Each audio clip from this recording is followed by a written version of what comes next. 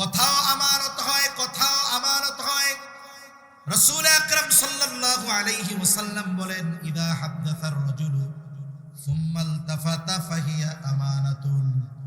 নবীজি সাল্লাল্লাহু আলাইহি ওয়াসাল্লাম বলেন, যখন কোনো মানুষ কথা বলে আর এদিকে সেদিকে তাকায়, ফাহিয়া আমানাতুন, এদিকে সেদিকে তাকায়া যেই কথাটা সে বলে, ওই কথাটা যার কাছে বলে তার কাছে কথাটা আমানত হয়ে যায়। তাই যদি ওই কথাগুলো এমন কথা না হয় যেই কথা গোপন করলে মানুষের ক্ষতি হবে, যেই কথা গোপন করলে ইসলামের ক্ষতি হবে, যেই কথা গোপন করলে রাষ্ট্রের ক্ষতি হবে, মানুষের জানমালের ক্ষতি হবে, এই ধরনের কথা যদি না হয়, ওই কথা যদি গোপন রাখলে এই ধরনের কোনো অসুবিধা না হয়, তাহলে ওই কথা গোপন রাখা এটা আমানত। অনেক সময় অনেক মানুষ দেখা যায় তার মনের কষ্টের কথা আমার আপনার কাছে বলে, বিশ্বাস করে। পারিবারিক একটা সমস্যা আমার আপনার কাছে বলে, কারণ সমাজের মানুষ যদি জানতে পারে সে লজ্জা পাবে। কিন্তু আমাদের অভ্যাস কি? আমাদের অভ্যাস হলো, কোনো ব্যক্তি যদি কোনো কথা বলার পরে আমাকে আপনাকে বলে যে ভাই এইটা আপনার কাছে কইলাম, আর কারো কাছে বললেন না, তখন কি হয়? ওই কথা হজম করা আমাদের কষ্ট হয়ে যায়। যতক্ষণ আমি আপনি আর একজনের না বলি ততক্ষণ আর ভালো লাগে না। এই যে কথাটা আমার কাছ থেকে যখন পাস হইয়া আর একজনের কাছে যায়, এরপরে যতজনের কাছে কথা পৌঁছাবে ততগুলো খেয়ানত হবে। আর ওই প্রথম এই কথার খেয়ানত করার কারণে সবার খেয়ানতের সমপরিমাণ গুনাহ প্রথম যিনি খেয়ানত করেছেন তার আমলনামায় যোগ হয়ে যায়। এজন্য কথার ক্ষেত্রেও আমরা আমানতদার হব, আল্লাহ তৌফিক দান করেন। তাহলে আয়াতে কারিমার মধ্যে আল্লাহ তাআলা দুইটা গুণ অর্জনের আদেশ দিয়েছেন। এক নাম্বার, আমাদেরকে আমানতদার হতে হবে। দুই নাম্বার আদেশ, তিনটা বিষয় জানলাম, লেনদেন, দায়িত্ব, কথা, এই তিন ক্ষেত্রেই আমরা অর্জন করি ইনশাআল্লাহ। বাকি বিষয়গুলোর মধ্যেও আমানতদারিতা চলে আসবে। এবার আসেন দ্বিতীয় গুণ। আল্লাহ তাআলা বলেন, وَإِذَا حَكَمْتُمْ بَيْنَ النَّاسِ أَن تَحْكُمُوا بِالْعَدْلِ। আল্লাহ তাআলা বলেন, তোমরা যখন মানুষের মধ্যে বিচার আচার করবা, ন্যায় বিচার করবা। প্রথম কথা হতে পারে, অনেকে বলতে পারে, হুজুর কি বলেন, আমরা কি বিচারক নাকি? আমরা কি জজ কোর্ট, সুপ্রিম কোর্টের বিচারক নাকি? বিষয়টা হলো, প্রত্যেকটা মানুষ জীবনের কোনো না কোনো সময় বিচারকের ভূমিকায় উত্তীর্ণ হয়। অনেক সময় পরিবারের মধ্যে দুই সন্তানের মধ্যে দ্বন্দ্ব, দেখা যায় এই জায়গায় বিচারকের ভূমিকায় থাকেন বাবা। অনেক সময় এমনও দেখা যায় দুই সন্তানের মধ্যে বিচার করতে গিয়ে ওই জায়গায় বাবা ন্যায় বিচার নয় বরং অবিচার করে বসে। অনেক ক্ষেত্রে এমনও হয় যেই সন্তানের উপার্জন বেশি, অপরাধ তার হওয়ার পরেও ওই যে উপার্জন করে বেশি, এই জন্য বাবা ওই সন্তানের পক্ষাবলম্বন করে। পারিবারিকভাবে যদি কোনো সময় বিচারের দায়িত্ব আসে, সন্তানদের মধ্যে বিচার করার ক্ষেত্রেও বাবা অবিচার করতে পারবে না। সামাজিকভাবে অনেক সময় বিচারের দায়িত্ব আসে, আমাদের গ্রাম অঞ্চলগুলোর মধ্যে আছে, গ্রামের সালিশ বিচার হয়। অনেক সময় দেখা যায় মানুষেরা এই জায়গায় অবিচার করে। এক কথায় পারিবারিকভাবে হোক, আত্মীয় স্বজনের মাঝে হোক, গ্রামের হোক, অথবা কাউকে যদি আল্লাহ তাআলা রাষ্ট্রীয়ভাবে বিচারকের দায়িত্ব দেয়, অবশ্যই অবশ্যই প্রত্যেক জায়গায় ন্যায় বিচার করতে হবে। বিচার প্রার্থী যদি আমার দুশ্মন হয়, বিচার প্রার্থী যদি অমুসলিম হয়, বিচার প্রার্থী তার প্রতি যদি আমার কোনো বিদ্বেষ অন্তরে থাকে, খবরদার, যখন বিচার আমার কাছে চাইতে আসবে ওই সময় ওই বিদ্বেষের কারণে অবিচার করা যাবে না, ওই সময়ও ন্যায় বিচার করার আদেশ আল্লাহ দিয়েছে। আল্লাহ তাআলা কুরআনুল কারীমের মধ্যে বলেন, ওয়ালা ইয়াজরিমান্নাকুম শানাআন কওমিন আলা আল্লা তা'দিলু ই'দিলু হুয়া আকরাবু লিত্তাকওয়া। কোন সম্প্রদায়ের প্রতি বিদ্বেষ যেন তোমাদেরকে অবিচারে উৎসাহিত না করে, উদ্বুদ্ধ না করে।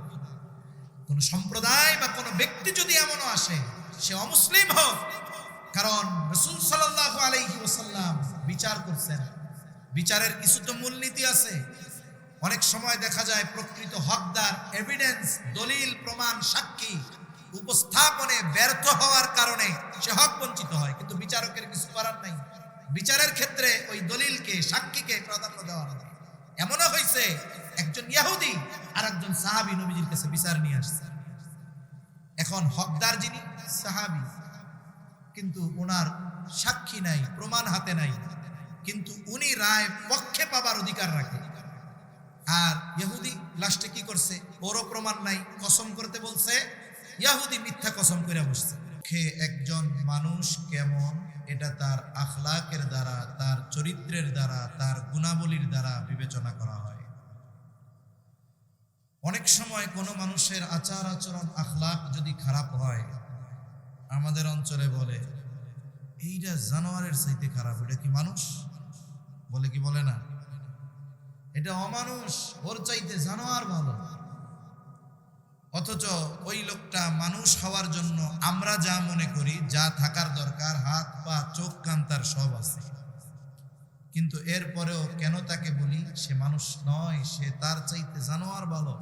কেন বলি? বলে তার কিছু খারাপ দোষ ত্রুটির কারণে।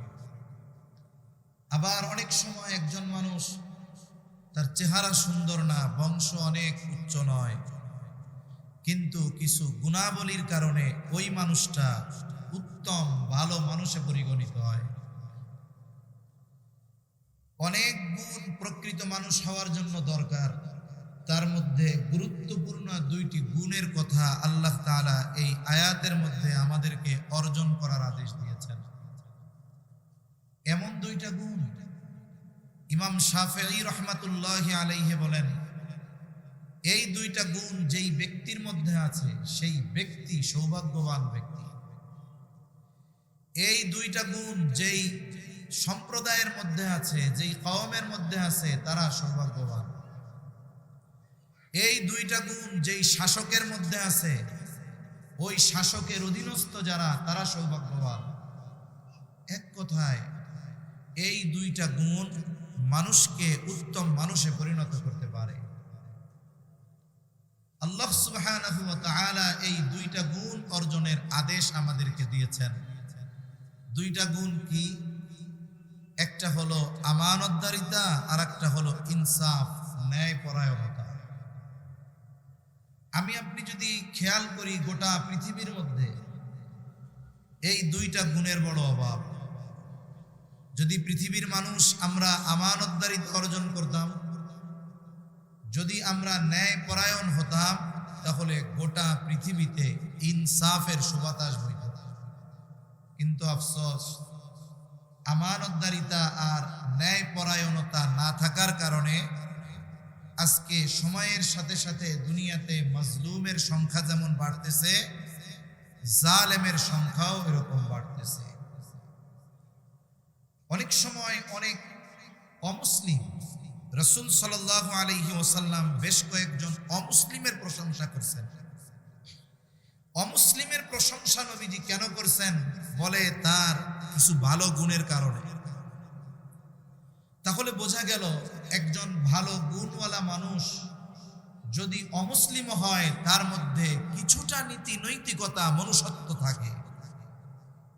আজকে দেখেন, যখন ইসরায়েল বিশেষ করে ফিলিস্তিনের অবরুদ্ধ গাজায় মুসলমানদেরকে নির্বিচারে হত্যা করেছে, এই যে ইরানের উপরে যে আক্রমণ চলতেছে, এটা তো আছেই। এই যে ফিলিস্তিনে যে একেবারে অন্যায়ভাবে আমেরিকার প্রত্যক্ষ মদদে গাজার মুসলমানদেরকে হত্যা করতেছে, এর বিরুদ্ধে আমরা দেখেছি অমুসলিম দেশের অনেক শাসক প্রতিবাদ করছে। স্পেনের মতো দেশ, যারা একসময় স্পেন থেকে ইসলামকে, মুসলমানদেরকে নিশ্চিহ্ন করে দিয়েছিল, ওই দেশের শাসক ইসরায়েলের বিরোধিতা করতেছে। এরপরে ফ্রান্সের ম্যাক্রো, কত বড় শয়তান, নবীজিকে বকা দিছে, নবীজির ব্যাপারে কটূক্তি করছে, গোটা পৃথিবীর মুসলমানেরা ফুঁসে উঠছে। এর মতো মানুষ মানবিক দৃষ্টিকোণ থেকে, সে তো ধর্মীয় দিক বিবেচনায় নয়, মানবিক দৃষ্টিকোণ থেকে সে ইসরায়েলের গাজার উপরে এই অভিযান, এই জুলুমের বিরোধিতা করছে। পৃথিবীর অনেক অমুসলিম দেশের শাসকরা ইসরায়েলের বিরুদ্ধে বলছে, কিন্তু আফসোস মধ্যপ্রাচ্যের কোন দেশ বুক চিতিয়ে কথা বলতে পারে নাই। পারছে? সৌদি পারছে, মিশর পেরেছে, বরং মিশর তো জালেম। এরা জুলুমের শিকার ওই গাজার অধিবাসীরা একটু যেন নিরাপদে তাদের ওই দিকে যাইতে পারে এই ব্যবস্থাটাও রাখে নাই, তারা সীমান্ত বন্ধ করে দিচ্ছে। তাই এই জন্য অনেক সময় কিছু গুণ অর্জনের মাধ্যমে অমুসলিমেরাও নবীজির দ্বারা প্রশংসিত হয়েছে। নবীজি প্রশংসা করেছেন গুণের কারণে। তাই একজন মানুষের যদি ঈমান থাকে, সাথে সাথে ওই গুণগুলো যদি সে অর্জন করে, তাহলে সে দুনিয়ায় আখেরাতে জমিনে আসমানে দামি মানুষ বলে বিবেচিত হয়ে যায়। তাই এই দুইটা গুণ ইমাম শাফঈ রাহমাতুল্লাহ আলাইহি বলছেন, যার মধ্যে আছে সেই ব্যক্তিও সৌভাগ্যবান ব্যক্তি। আর আল্লাহ তাআলা এই দুইটা গুণ অর্জনের আদেশ আমাদের দিয়েছেন। আল্লাহ তাআলা বলেন, ইন্নাল্লাহা ইয়া'মুরুকুম আন তু'আদ্দুল আমানাতি ইলা আহলিহা ওয়া ইযা হাকামতুম বাইনান নাসি আন তাহকুমু বিল আদল। আল্লাহ রাব্বুল আলামিন বলেন, নিশ্চয় আল্লাহ তোমাদেরকে আদেশ দিচ্ছেন যে তোমরা আমানত তার হকদারের কাছে ফিরায় দাও। 2 নম্বর আদেশ, ওয়া ইযা হাকামতুম বাইনান নাসি আন তাহকুমু বিল আদল। আল্লাহ তাআলা বলেন, আর তোমরা যখন মানুষের মধ্যে বিচার আচার করবা, ন্যায় বিচার করবা। আল্লাহ রাব্বুল আলামিন আমানতদার হকদারের কাছে ফিরায় দিতে বলেছেন। এই আয়াতের কথাগুলো আমরা যদি একটু আয়াত নাজিল হওয়ার কারণটা জানি, শানে নুজুলটা সংক্ষিপ্ত সারে জানি, আয়াতের বাকি কথাগুলো আমাদের জন্য বোঝা সহজ হবে। কয়েকটা শানে নুজুল আসছে, এর মধ্যে একটা রাসূল আকরাম সাল্লাল্লাহু আলাইহি ওয়াসাল্লাম হিজরতের পূর্বে যখন মক্কায় অবস্থান করতেছিলেন, ওই সময়টাতে একেবারে নবীজির আগমনেরও পূর্বে ওই জাহেলিয়াতের সময় মানুষের কাছে 2টা দায়িত্ব ছিল বড় সম্মানের, বড় ইজ্জতের। ওই 2টা বিষয়ের জিম্মাদারি যেই গোত্র আর যেই ব্যক্তির কাছে থাকতো, ওই ব্যক্তি আর ওই গোত্রের মানুষদের সম্মান ওই সময় সবচাইতে বেশি ছিল। এর মধ্যে একটা হলো বাইতুল্লাহর চাবি বহনের দায়িত্ব, আর একটা হলো হাজীদেরকে পানি পান করানোর দায়িত্ব। এই 2টা দায়িত্ব যাদের কাছে ছিল, তারা নিজেদেরকে অন্যদের চাইতে সম্মানিত মনে করত, মানুষরাও তাদের সম্মানিত মনে করত। ওই সময়টাতে হাজীদের পানি পান করানোর দায়িত্ব ছিল কুরাইশ বংশের, আর বাইতুল্লাহর চাবি বহনের দায়িত্ব যেই ব্যক্তির হাতে ছিল তার নাম ছিল ওসমান ইবনে তালহা। ওসমান ইবনে তালহা প্রতি সোম বৃহস্পতিবার বাইতুল্লাহর দরজা খুলে দিতেন। মানুষেরা বাইতুল্লাহর মধ্যে যাইত, কিছু ইবাদত করত, এরপরে বের হয়ে যাইত। ওই সময়টাতে বাইতুল্লাহর দরজা ছিল 2টা, একটা দিয়ে মানুষ প্রবেশ করত, আর এক দরজা দিয়ে মানুষ বের হয়ে যাইত। সময়ের সাথে সাথে যখন মানুষের গ্যাদারিং বাড়ছে, ভিড় বাড়ছে, এবার আর সবার জন্য ঢোকা অনুমতি বন্ধ হয়ে গেছে। ওই সময়টাতে সপ্তাহে 2 দিন খুলে দেওয়া হতো বাইতুল্লাহর দরজা। যদি কারো মন চাইতো সে একাকী কিছু সময় ইবাদত করবে, তাইলে ওসমান ইবনে তালহার কাছ থেকে চাবি নিয়ে দরজা খুলে ইবাদত করতো, আবার দরজা বন্ধ করে চাবি তার হাতে তুলে দিত। হিজরতের কিছুদিন পূর্বে নবীজি সাল্লাল্লাহু আলাইহি ওয়াসাল্লাম ওসমান ইবনে তালহার কাছে চাবি চাইলো। নবীজি বললেন, ও ওসমান, চাবিটা একটু আমাকে দাও, আমি একটু বাইতুল্লাহ ঢুকে ইবাদত করব। ওসমান ইবনে তালহা তখন কাফের, নবীজি সাল্লাল্লাহু আলাইহি ওয়াসাল্লামকে বাইতুল্লাহর চাবি দিতে সে অস্বীকৃতি জ্ঞাপন করলো। নবীজি সাল্লাল্লাহু আলাইহি ওয়াসাল্লাম বড় কষ্ট পাইলেন। ওই সময় ওসমান ইবনে তালহাকে বললেন, ওসমান, আজকে তোমার কাছে আমি বাইতুল্লাহর চাবি চাইলাম, তুমি আমাকে চাবি দিলা না। অচিরে এমন একটা সময় আসবে যেই সময় বাইতুল্লাহর এই চাবি আমার হাতে থাকবে। ওই দিন আমি যাকে ইচ্ছা তাকে বাইতুল্লাহর চাবি বহনের দায়িত্ব দিব। প্রত্যেকটা জিনিসের একটা সমীকরণ আছে। বর্তমান অবস্থার আলোকে ভবিষ্যতে কি হতে পারে এটার অনেক গবেষণা আমরা করে থাকি। যেমন বর্তমান সময়ে ইসরায়েল আর ইরান যুদ্ধ, এটা মূলত যুদ্ধ ইসরায়েল আর ইরানের। যুক্তরাষ্ট্র কেন জড়াইছে? আমেরিকা জড়াইছে কেন? কারণ আমেরিকার খুঁটি হলো ইসরায়েল। কোন বিল্ডিং এর যদি নিচের খুঁটিগুলা ভাঙা যায়, ওইটা উপরে 500 তলা থাকলে ওইটার কোনো ভ্যালু আছে? ভ্যালু নাই। এই জন্য আমেরিকা জান পরাণ দিয়ে ইসরায়েলকে বাঁচাবে। কেন? কারণ আমেরিকার অর্থনীতি বলেন, আমেরিকার সুপার পাওয়ার হওয়ার অবদান, এগুলো ইহুদিদের। এই জন্য ইসরায়েলে তাদের বাঁচাইতেই হবে যে কোনো ভাবে। তা বর্তমান অবস্থার আলোকে ভবিষ্যতের বিষয়টা আলোচনা হয়। এই যুদ্ধ নিয়ে অনেকে করতেছে, এটা ভবিষ্যতে এটা হতে পারে, এটা হইতে পারে। ওই সময়টাতে মক্কায় মুসলমানদের অবস্থা এতটা করুণ, কেউ হাবশায় হিজরত করছে, কেউ অলরেডি মদিনায় হিজরত করছে। জুলুম অত্যাচারে তারা টিকতে পারতেছে না। আবার নবীজি বলতেছে ওই চাবি একদিন আমার হাতে আসবে। বর্তমান অবস্থার আলোকে এটা অসম্ভব মনে হচ্ছে। তবে ওসমান ইবনে তালহা হুদাইবিয়ার সন্ধির পরে ঈমান আনছে।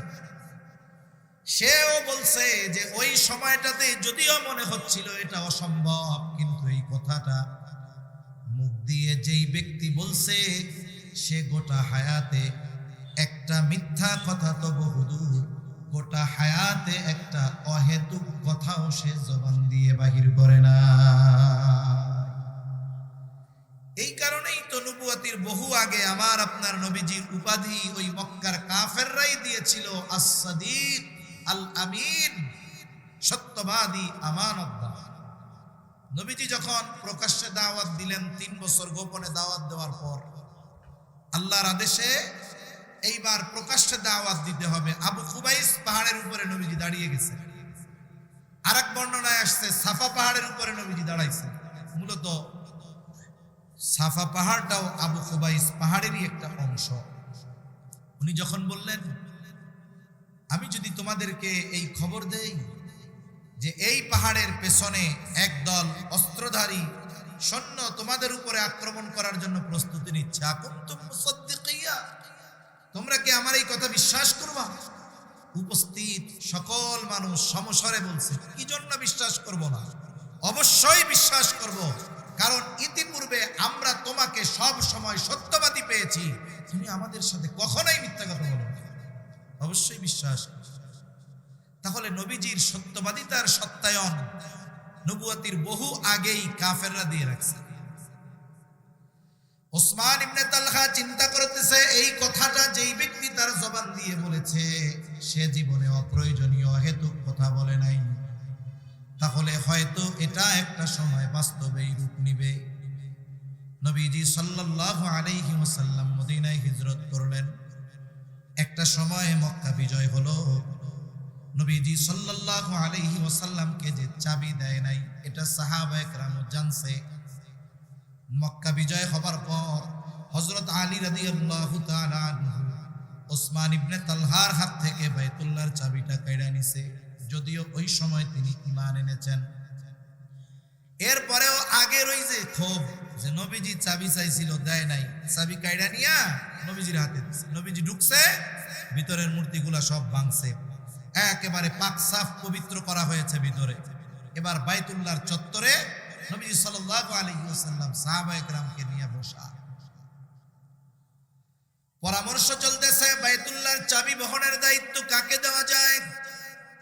নবীজির চাচা আব্বাস রাদিয়াল্লাহু তাআলা আনহু বললেন, ইয়া রাসূলুল্লাহ সাল্লাল্লাহু আলাইহি ওয়াসাল্লাম, যেহেতু হাজীদের পানি পান করানোর দায়িত্ব আমাদের, তাহলে আজকে থেকে বায়তুল্লাহর চাবি বহনের দায়িত্বটাও আমাদের কুরাইশ বংশে দিয়ে দেওয়া হোক। পরামর্শ চলতেছে, কিন্তু আল্লাহ তাআলা চাইলেন ভিন্ন কিছু। একজন মানুষ ক্ষমতা থাকার পরেও, প্রতিশোধ নেওয়ার সুযোগ ক্ষমতা থাকার পরেও সে যদি ক্ষমা করে দেয়, এটা তার বড় উদারতা। আঘাত সবাই করতে পারে, কিন্তু আঘাত করার পরে কেউ যদি ক্ষমা করে দেয়, এটা বড় উদারতা। তবে হ্যাঁ, এই ক্ষমা যদি সামগ্রিকভাবে কারো উপরে জুলুম হয়, যেই জুলুমটা সবার উপরে হয়েছে, এটা তো আর ব্যক্তি ক্ষমা করার অধিকার রাখে না। কিন্তু জুলুমটা যদি আমার ব্যক্তিগত আমার উপরে হয়, এখন আমার ক্ষমতা আছে প্রতিশোধ নেওয়ার, কিন্তু আমি তারে মাফ করে দিলাম। প্রতিশোধ নেওয়াটা যত পাওয়ারফুল, ক্ষমা করাটা তার চাইতে বেশি পাওয়ারফুল। বীর কে? বীর হলো সে যে নিজের ক্রোধ নিয়ন্ত্রণ করতে পারে, নিজের রাগ নিয়ন্ত্রণ করতে পারে, এ হলো প্রকৃত বীর। তা নবীজি সাল্লাল্লাহু আলাইহি ওয়াসাল্লাম তো ক্ষমার আধান। ওয়াহশির মতো ব্যক্তিকে নবীজি মাফ করে দিয়েছেন ঈমান আনার কারণে। নবীজি সাল্লাল্লাহু আলাইহি ওয়াসাল্লামের দিল তো প্রশস্ত এক দিল। আল্লাহ তাআলা চাইলেন এই মহানুভবতাকে আরো ফুটায় তোলার জন্য। আল্লাহ সুবহানাহু ওয়া তাআলার পক্ষ থেকে আদেশ আসলো এই আয়াত নাজিল হওয়ার মাধ্যমে। কেমন যেন আল্লাহ বলতেছে, হাবিব, এই চাবি বহনের দায়িত্বটা যার হাতে ছিল আপনি তার হাতেই ফিরায় দেন। ওসমান ইবনে তালহা চিন্তা করেছে, আমার তো এই জিম্মাদারি আর পাওয়ার মতো সুযোগ নাই, ঈমান আনছি তাতে কি, কিন্তু আগে তো চাবিটা দিছিলাম না। আল্লাহ তাআলা এই আয়াতে এই যে দায়িত্বটা, চাবি বহন করা, এটা একটা দায়িত্ব। আল্লাহ তাআলা এই আয়াতে দায়িত্বকে আমানত বলে অভিহিত করছেন। আল্লাহ রাব্বুল আলামিন এই কথাই বলেন, ইন্নাল্লাহা ইয়া'মুরুকুম আন তুআদ্দুল আমানাতি ইলা আহলিহা। নিশ্চয় আল্লাহ তোমাদেরকে আদেশ করতেছে যে আমানত তার হকদারের কাছে ফিরায় দাও। এই দায়িত্বের হকদার বলে আল্লাহ তাআলা ওসমান ইবনে তালহাকে অভিহিত করেছেন। ওসমান ইবনে তালহার হাতে এই দায়িত্ব ফিরায় দেওয়া হলো।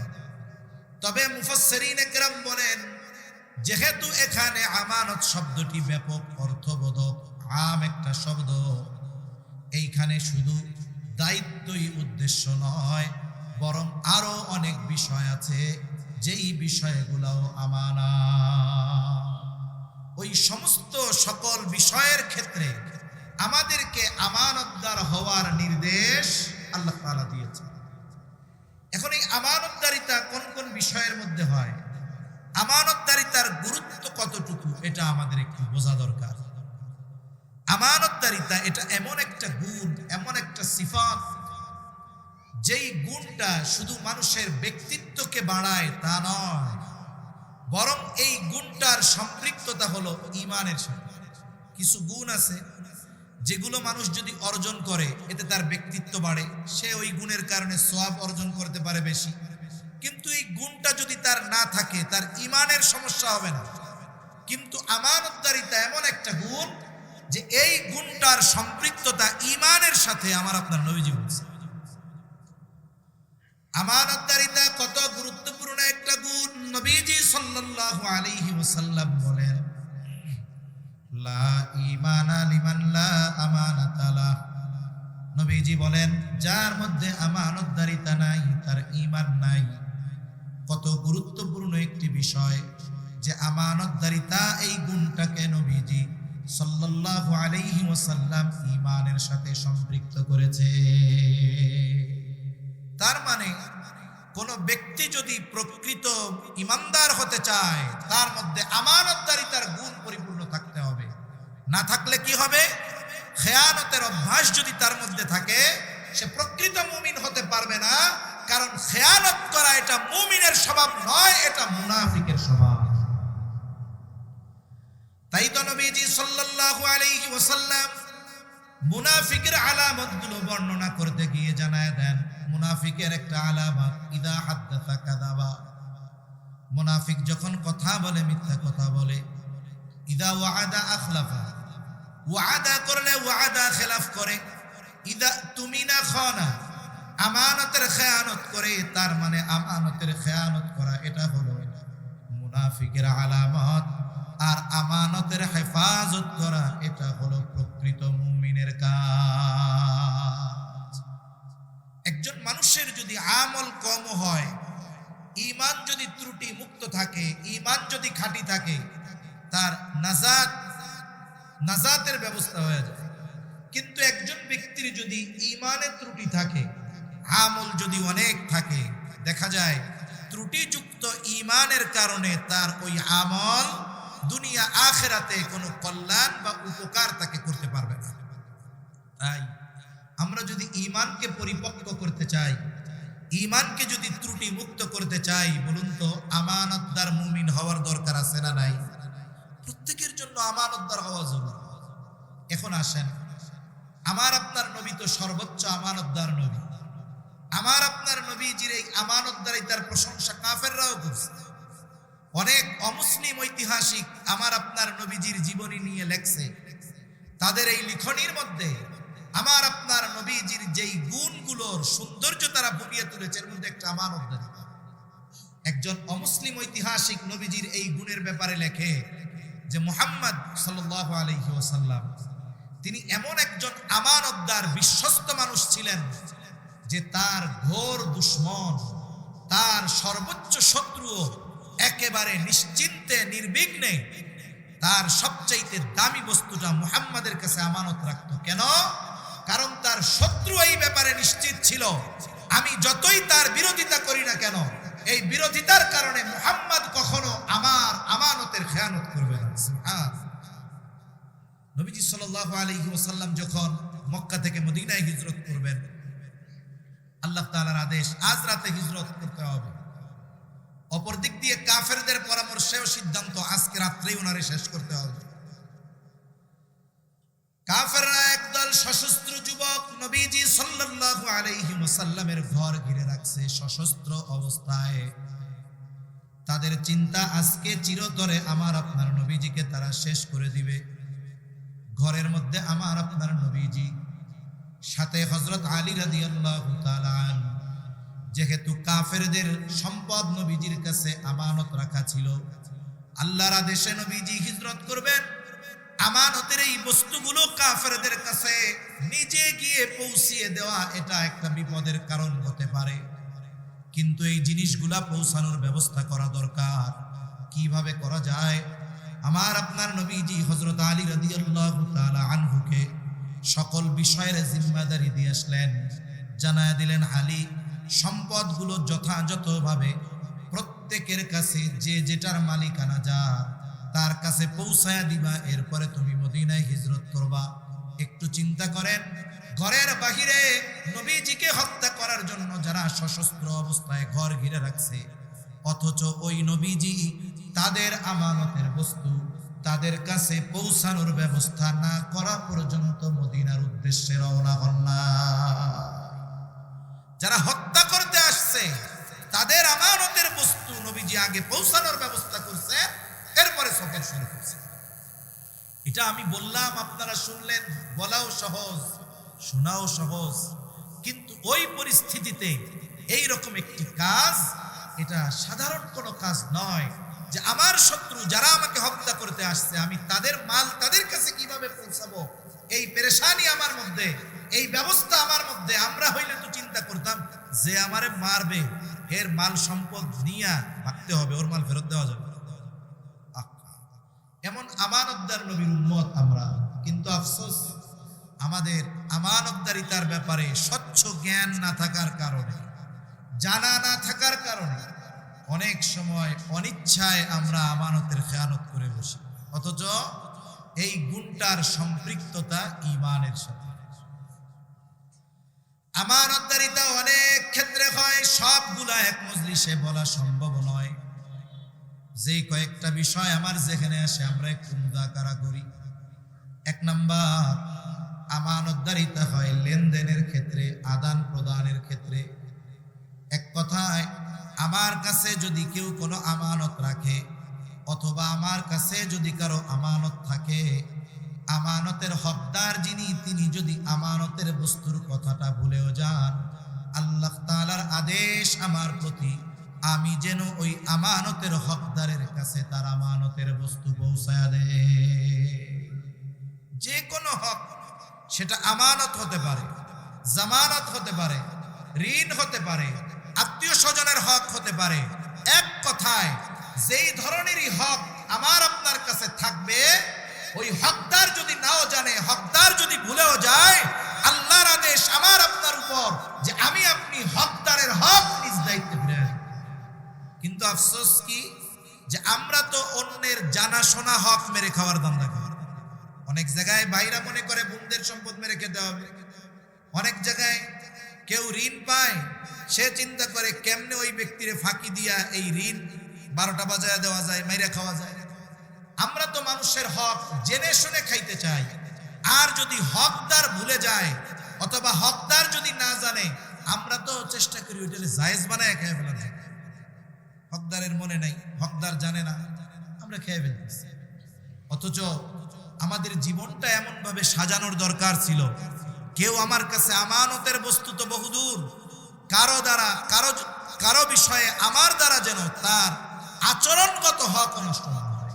সম্পদ তো বহুদূর, উচিত তো জীবনকে এমন ভাবে সাজানো যে আমল কম হলো সেটা এক বিষয়, কিন্তু দুনিয়া থেকে যাওয়ার সময় কেউ যেন এই কথা না বলতে পারে যে এই লোকটা আমার সাথে খারাপ আচরণ করছে, এই লোকটা আমি তার কাছে হক পাই আমার হক নষ্ট করছে, ঋণ পাইতাম ঋণ দেয় নাই। আত্মীয় স্বজন যেন বলতে না পারে যে আমাদের সম্পদগুলো অন্যায়ভাবে ভক্ষণ করেছে। এরকম জীবন সাজানো দরকার। অথচ আমরা তো আমানতদারিতার বিষয় তো বহুদূর, আত্মীয় স্বজনের গুলাও খেয়ে ফেলতে আমরা অভ্যস্ত। অথচ আমার আপনার নবী দুনিয়া থেকে বিদায় নেওয়ার কয়েকদিন আগে সাহাবায়ে কেরামকে নিয়ে মসজিদে নববীর মধ্যে নবীজি বসছেন, অনেক কথা বলেছেন। এর মধ্যে একটা কথা নবীজি বলেন, তোমরা যদি কেউ আমার কাছে কোনো হক পাও সেটা চেয়ে নাও, কারণ আমি চাই না কেউ আমার কাছে কোনো হক পাওনা থাকবে আর এই অবস্থায় আমি আল্লাহ তাআলার সাথে মিলিত হব। নবীজি যার আগে পরের সব আল্লাহ মাফ করে দিয়েছে, আমার আপনার নবীজি সহ যত নবী রাসূলগণ আছেন সবাই নিষ্পাপ, তারা মাসুম। এটাই আহলে সুন্নাত ওয়াল জামাতের আকীদা। তারা মাসুম, নিষ্পাপ, আগে পরের সব আল্লাহ তাদের মাফ করে দিয়েছে। অথচ সেই নবী যিনি রাহমাতুল লিল আলামিন, তিনিও দুনিয়া থেকে যাওয়ার আগে পেরেশান, চিন্তিত, কেউ ওনার কাছে কোনো হক পাওনা আছে। আর আমাদের অবস্থা কি? অনেক মানুষ মারা যায়, এমনও দেখছি হাজার হাজার কোটি টাকা মানুষের খেয়ে ফেলছে। অথচ নবীজি বলেন, তোমরা ওই দিন আসার আগে সতর্ক হও যেই দিন আল্লাহ তাআলা বাদী বিবাদীর মধ্যে ফয়সালা করবে। সেই দিন কোন দিন? সেই দিন ওই যে কিয়ামতের দিন। নবীজি বলেন, দুনিয়াতে কেউ যদি কাউকে অন্যায়ভাবে কথার দ্বারাও কষ্ট দিয়ে থাকে, আমি যদি অন্যায়ভাবে কাউকে কোনো কষ্ট দেই আচরণগত, এটাও তার হক নষ্ট করা। নবীজি বলেন, ওই দিন কেউ যদি কাউকে অন্যায়ভাবে কথার দ্বারাও কষ্ট দিয়ে থাকে, আল্লাহ তাআলা কিয়ামতের দিন এই বিষয়টারও বিচার করবেন। সুবহান। এখন আমি যদি অন্যের আমানতের বস্তু খেয়ে ফেলি, অন্যের হক নষ্ট করে ফেলি, আমার কাছে ঋণ ছিল, ঋণ যদি ফাঁকি দেই না দেই, তাহলে কিয়ামতের দিন অবস্থা কি হবে? বলে আমাকে আমার দুনিয়ার নেক আমল দিয়ে হক আদায় করতে হবে, অথবা ওই ব্যক্তির গুনাহ নিয়ে কিয়ামতে আমাকে আপনাকে হক আদায় করতে হবে। এজন্য যে কোনো ধরনের লেনদেনে আমরা স্বচ্ছতা অর্জন করব, কোন ইনশাআল্লাহ। দোকানের বাকি থাকলে দিয়ে দিব। অনেক মানুষ আছে দোকানে বাকি খায়, ঠিক মতো টাকা দেয় না, ঋণ আছে দেয় না। এমনটা যেন আমাদের না হয়। এক কথায়, দুনিয়া থেকে যাওয়ার সময় আমার সম্পদ না থাক, আমল অনেক না থাক, কোনো মানুষ যেন আমার কাছে কোনো হক পাওনা না থাকে, এইভাবে জীবন সাজানোর চেষ্টা করব। আল্লাহ তৌফিক দান করেন। তাহলে 1 নাম্বার আমানতদারিতা লেনদেনের মধ্যে, 2 নাম্বার দায়িত্ব আমানত। নবীজি সাল্লাল্লাহু আলাইহি ওয়াসাল্লাম এই আয়াতের মধ্যে আল্লাহ তাআলা দায়িত্বকে আমানত বলে অভিহিত করেছেন। দায়িত্ব এটা আমানত, কিন্তু আফসোসের বিষয়, এই জামানায় অধিকাংশ মানুষ দায়িত্বকে আমানত মনে করে না, বরং সে গনিমতের মতো মনে করে। আর সে চিন্তা করে এটাই হলো আমার দুনিয়ার অঢেল সম্পদ উপার্জনের অন্যতম মাধ্যম। দায়িত্ব পাবার পর সবাই হাজার হাজার কোটি টাকার মালিক হয়ে যায়, কিন্তু আলহামদুলিল্লাহ আপনাদের কলিজার মানুষ, আমাদের সাবেক ধর্ম উপদেষ্টা, অনেক মানুষ অনেক কথা বলে। একজন মানুষ যখন দায়িত্বে থাকে, চতুর্মুখী চাপ তার উপরে থাকে, বোঝা যায়। আমরা এখান থেকে বহুত কিছু বলতে পারি, কিন্তু যখন কোনো ব্যক্তি দায়িত্বের মসনদে বসে, তখন স্বচ্ছতার সাথে দায়িত্ব পালনের সর্বোচ্চ চেষ্টা করেছেন, ঠিক কিনা বলেন? আমরা নির্বাচনের পরেই দেখেছি কত উপদেষ্টার নামে কত কথা, অমুক এইটা করছে, অমুকের এই বিষয়গুলো আওয়ামী লীগ সরকার আটকায় রাখছিল, এটারে সে ক্লিয়ার করে নিছে, অমুকের কেশিয়ার অমুক অমুক তমুক। কিন্তু আলহামদুলিল্লাহ আমাদের ধর্মীয় উপদেষ্টার ব্যাপারে এই বিষয়টা কেউ বলতে পারে নাই যে ওনার দ্বারা এই বিষয়টার খেয়ানত হচ্ছে। এটা একটা বড় পাওয়া, এটা আমাদের জন্য গর্বের, আপনাদের জন্য গর্বের। এই দায়িত্বকে উনি আমানত মনে করেছেন। কেন? একজন আলেম হওয়ার কারণে। একজন আলেম হওয়ার কারণে উনি দায়িত্বকে গনিমত মনে করেন নাই, আমানত মনে করেছেন। যার ফলশ্রুতিতে এখন মানুষ প্রশংসা করতেছে। যারা এক সময় দুর্নাম করছে, কি করতেছে এটা, এখন বলতেছে না উনি থাকলে তো আমাদের লোক একজন ছিল। তাহলে দায়িত্ব আমানত। একটা জামানায় মানুষ দায়িত্ব নিতে চাইতো না, আর এখনকার জামানায় দায়িত্ব নেওয়ার প্রতিযোগিতা মানুষ করে।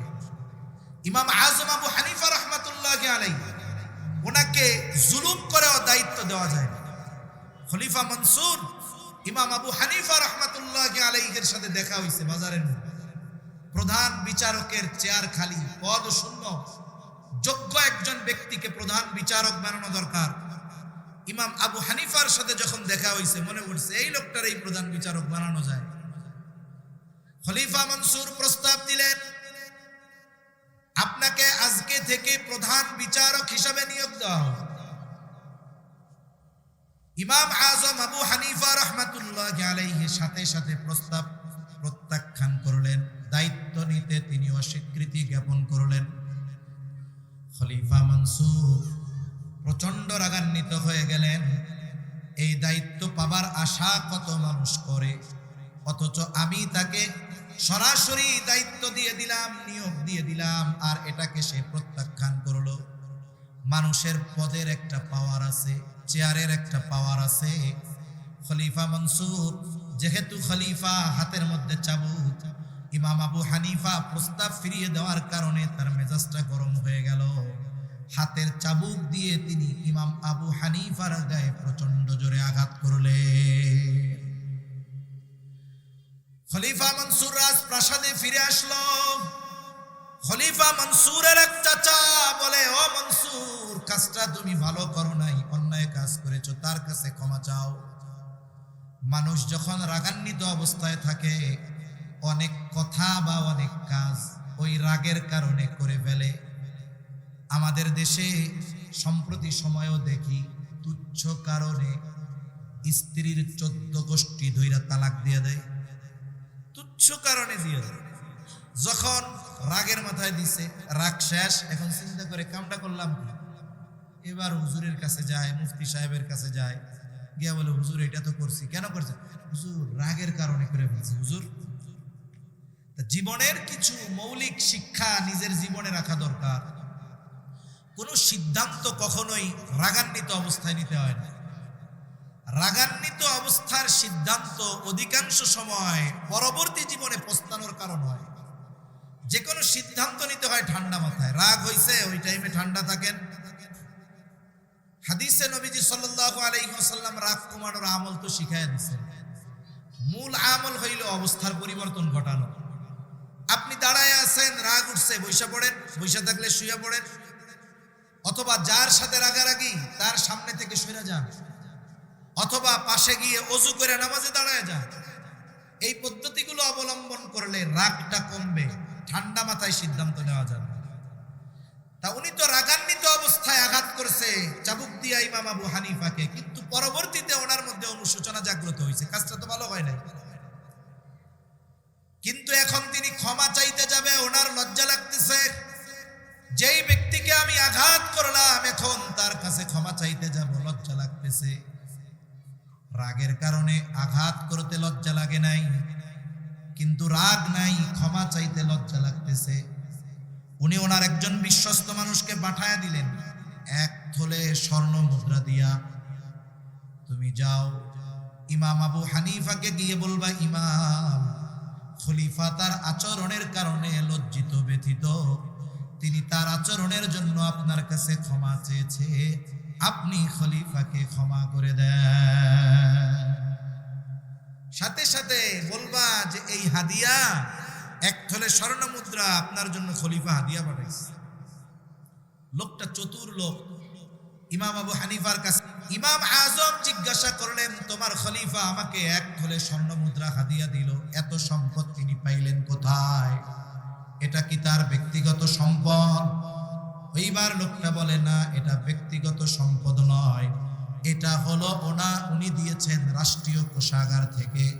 বলুন তো, রাষ্ট্রীয় যেই ধনভাণ্ডার, এই ধনভাণ্ডারের ধন সম্পদের মালিক রাষ্ট্রের পরিচালক নাকি রাষ্ট্রের জনগণ? রাষ্ট্রীয় কোষাগারের প্রতিটা টাকার মধ্যে ওই রাষ্ট্রে যত মানুষ আছে সবার হক আছে। এই টাকা যেখানে খুশি সেখানে ব্যয় করার জন্য রাষ্ট্রীয় শাসক নির্বাচিত করা হয় না, বরং এই টাকার হেফাজত এবং যথাযথ স্থানে ব্যবহার করার জন্য রাষ্ট্রে পরিচালনার দায়িত্ব দেওয়া হয়। এর ফলশ্রুতিতে কি হয়? উনি রাষ্ট্রের এত গুরুত্বপূর্ণ একটি দায়িত্ব পালন করবেন, ওনাকে কিছু অনারিয়াম ভাতা দেওয়া হয়, সম্মানী দেওয়া হয়, কাজের সুবিধার্থে কিছু ফ্যাসিলিটি দেওয়া হয়, নিরাপত্তার জন্য ফোর্স দেওয়া হয়, একটু নিরাপদে থাকার জন্য বাসস্থান দেওয়া হয়, দ্রুত কাজ সমাধানের জন্য গাড়ি দেওয়া হয়। এগুলো যত কিছু দেওয়া হয় ওনার ব্যক্তিগত ভোগ বিলাসের জন্য নয়, বরং রাষ্ট্রীয় কাজের সুবিধার্থে। কোন টাকা ব্যক্তিগত কাজে ব্যবহার করার অনুমতি নেই। ইমাম আবু হানিফা বললেন, না, এটা রাখা যাবে না, ফেরত নিয়ে যাও। লোকটা বলে, আপনি রাখেন, আপনি নিজের কাজে ব্যয় না করেন, মানুষদেরকে সাদকা করে দিয়েন। ইমাম আবু হানিফা এই ব্যক্তির আচরণে বিরক্ত হয়ে গেলেন। এইবার তিনি বলতেছে, এটা তুমি ফেরত নিয়ে যাইবা, সাথে সাথে খলিফাকে বলবা এই সম্পদ যেখানে খুশি সেখানে ব্যয় করার জন্য তাকে দেওয়া হয় নাই, বরং তাকে এই দায়িত্ব পালনের জন্য দেওয়া হয়েছে যেন যথাযথভাবে সম্পদগুলোর ব্যবহার হয়। আর এই কারণে তার জন্য যেই ভাতা নির্ধারিত আছে এর বাইরে একটা টাকাও ব্যক্তিগত কাজে ব্যবহার করার অনুমতি না। তাহলে কি হবে? সম্পদের খেয়ানত হবে, দায়িত্বের খেয়ানত হবে। যাও, এটা ফেরত নিয়ে যাও। লোকটা খলিফার কাছে গিয়া এই কথাটাকে একটু মশলা টসলা লাগায়া বলছে, খলিফা, উনার এত বড় স্পর্ধা, উনি আপনাকে খেয়ানতকারী বলছে। এইবার খলিফা আরো রাগ হয়ে গেছে, বাহিনী পাঠায়া দিছে, যাও, আমারে খেয়ানতকারী বলছে, আমি হইলাম খলিফাতুল মুসলিমিন, এত বড় স্পর্ধা আমার ব্যাপারে যেহেতু এটা বলছে, তো রাষ্ট্রদ্রোহী, আটকাও জেলখানার মধ্যে বড়। ঐতিহাসিকেরা লিখে, ইমাম আজম আবু হানিফা রহমাতুল্লাহি আলাইহিকে চাবুক দিয়ে আঘাত করা হতো আর বলা হতো, আপনি যদি প্রধান বিচারকের দায়িত্ব গ্রহণ করেন আপনাকে ছেড়ে দেওয়া হবে। ইমাম আবু হানিফা রহমাতুল্লাহি আলাইহি চাবুকের আঘাতে জর্জরিত, তবুও তিনি প্রধান বিচারকের দায়িত্ব গ্রহণ করেন নাই। ঐতিহাসিকদের থেকে দুইটা বর্ণনা। যখন ইমাম আজম আবু হানিফা রহমাতুল্লাহি আলাইহি তার ওই সিদ্ধান্তের উপরে অটল, খাবারের সাথে বিষ প্রয়োগ করে ইমাম আবু হানিফা রহমাতুল্লাহি আলাইহিকে শহীদ করে দেওয়া হলো। আর এক বর্ণনা আসছে, যখন তিনি প্রচন্ড জুলুমে সর্বোচ্চ অসুস্থ হয়ে গেছেন, ওই সময় ওনাকে জেল থেকে মুক্তি দেওয়া হলো, তবে গৃহবন্দী করে ফেলা হলো। ওই অবস্থাতেই উনি ওনার বাকি হায়াত শেষ করলেন। ছাত্ররা জিজ্ঞাসা করে, ওস্তাদ, যেই দায়িত্ব নেওয়ার কারণে আপনার উপরে এত জুলুম তোমার এত অত্যাচার, আপনি তো সেই দায়িত্ব নেবার উপযুক্ত মানুষ। কারণ প্রধান বিচারকের দায়িত্ব পালনের জন্য যত ধরনের ইলম দরকার, যোগ্যতা দরকার, আল্লাহ তাআলা সব আপনাকে দিয়েছিল। এরপরেও আপনি জুলুম সহ্য করলেন, তবুও দায়িত্ব নিলেন না। কোন কারণে? ইমাম আবু হানিফা রাহমাতুল্লাহি আলাইহি তখন বলেছিলেন, আমি যেই দায়িত্ব নেই নাই, ওই দায়িত্বের ব্যাপারে কিয়ামতে আল্লাহর সামনে আমাকে জবাবদিহিতার কাঠগড়ায় দাঁড়ানো লাগবে না। কিন্তু দায়িত্ব নেবার পর যদি ওই দায়িত্ব পালনে আমার দ্বারা যদি কোনো ত্রুটি বিচ্যুতি হয়ে যায়, তাহলে কিয়ামতের দিন আল্লাহ তাআলার সামনে আমাকে খেয়ানতের বোঝা নিয়ে উপস্থিত হওয়া লাগবে। আবু দাউদের এক বর্ণনায় আসছে, নবীজি বলেন, তোমাদের কাউকে যখন কোনো সরকারি দায়িত্ব দেওয়া হয়, কেউ যদি ওই দায়িত্বের সুদ পরিমাণ খেয়ানত করে, সুদ চিনেন? সুদ কয় হাজার টাকা দাম? কয় হাজার? 2 টাকা হবে, 5 টাকা হবে। নবীজি বলেন, কেউ যদি সুদ পরিমাণ খেয়ানত করে, কিয়ামতের দিন ওই ব্যক্তি খেয়ানতের বোঝা নিয়ে আল্লাহর সামনে হাজির হবে।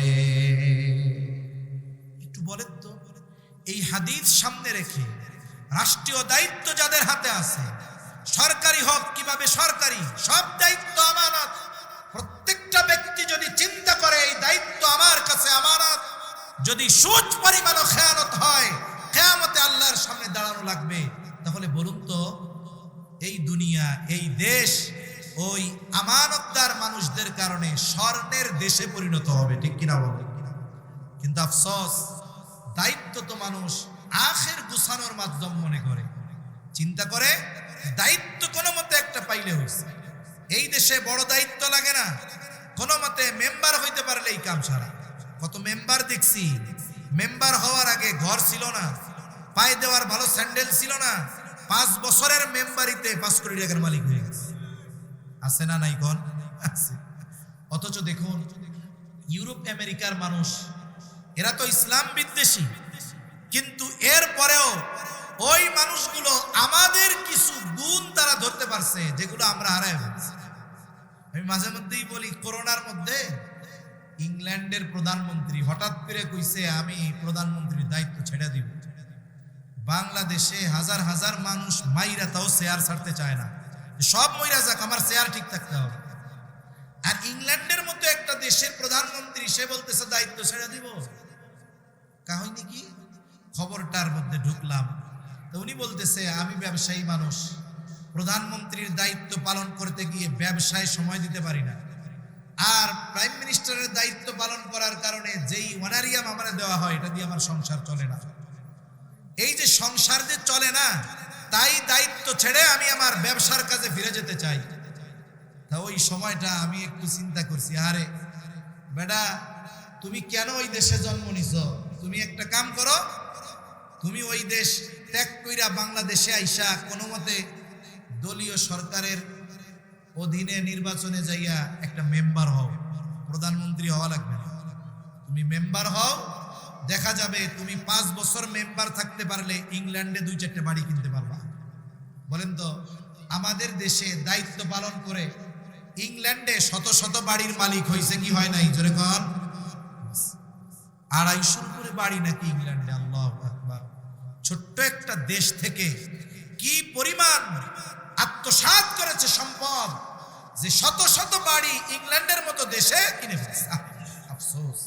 তাহলে দায়িত্ব আমানত, সেই দায়িত্ব সরকারি হোক, সেই দায়িত্ব বেসরকারি হোক, সেই দায়িত্ব বড় হোক, সেই দায়িত্ব ছোট হোক, যে কোনো দায়িত্ব আমরা আমানত মনে করব, তাহলে ইনশাআল্লাহ দায়িত্বের ক্ষেত্রে আমরা আমানতদার হব। আল্লাহ তৌফিক দান করে। কথাও আমানত হয়, কথাও আমানত হয়। রাসূল আকরাম সাল্লাল্লাহু আলাইহি ওয়াসাল্লাম বলেন, ইদা হাদাসার রাজুলু সুম্মা ইলতাফাতা ফাহিয়া আমানাতুন।